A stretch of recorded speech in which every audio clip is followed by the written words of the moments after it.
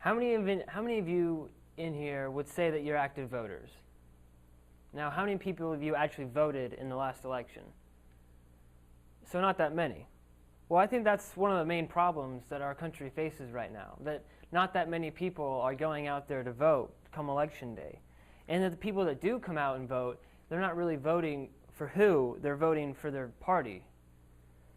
See, this problem interests me because I grew up in a very patriotic family, and holidays like the 4th of July, where all the family comes together, that really stuck to me. And the grill outs, the swimming, and the fireworks, all that stuff, it made me realize that these experiences are the experiences that I want for my kids. And what I really want to do is protect the country as it is today, but I also want it to succeed so that my kids can have this phenomenal future, even better than mine. Going all throughout my life, taking these history classes, I realized that when our country started, it really started against the odds. You know, going up against England in a war, all the other countries were looking at us like, what are you guys doing? Are you crazy? So the fact that we came out even really made me realize that we were here to stay. It created this image where only a few people fighting for our freedom inspired these 13 colonies, and it really made me believe that we were capable of anything. Now, in high school, I took AP US History, and I learned in detail about these wars, the Revolutionary War, the Civil War, the World Wars, and I realized that during these wars, we had these men and women that rose, and they led our nation through these times of hardship, and that was why we succeeded. And then I joined Model UN, and I realized that, well, these people aren't here anymore, and the people we have today are subpar. I also realized that the United Nations, a democratic organization, it tried to help the people, but it really couldn't do that much. It could only really make recommendations. So then I started looking for problems in democracy. And I realized that the bureaucracy, the elected officials by the people, are really not fighting for the people. They're fighting for support from interest groups, from super PACs. They're just fighting for more money so they can stay in office longer. And then that led me to the voters and the dismal voter turnouts. Last year, a few years ago, in our national election, only 50% of the American population came out to vote. That's half of 300 million people. In the Hamilton County elections, only 15% of the county population came out to vote. That's 1 out of every 6 people of 300,000. And even in our Fishers local elections for the mayor, that brought out 6% of the city population. That's 1 out of every 16 people. These numbers, they're awful. So there's the problem. Now here's the solution. We need to educate the voters.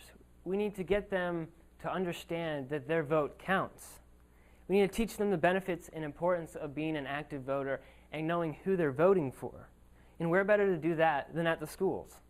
So my proposition is that we create a club, or a class even, that allows for the expression of teachers and students' political views. It allows for them to express their political views. A place where educators teach the students the impact they have and explain to them that their vote counts. And I think that with this, we can elect a government that will succeed in delivering their one service, and that service is to the people. Thank you for your time and your attention, and God bless America.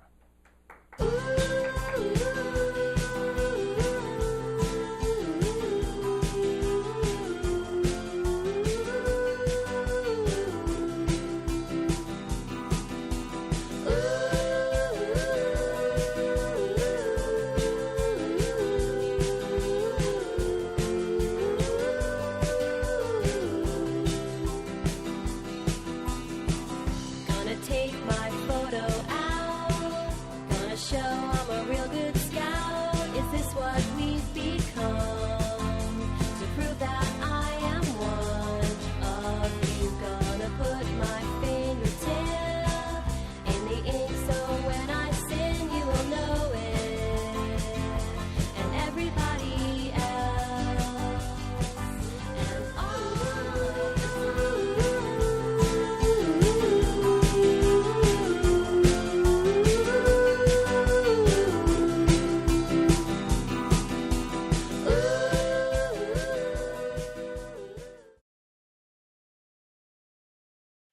The problem here is the lack of motivation in our government.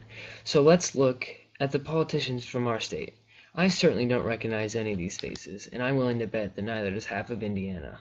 So who are they? Are they experts on economics and education, politics and welfare like they campaign to be?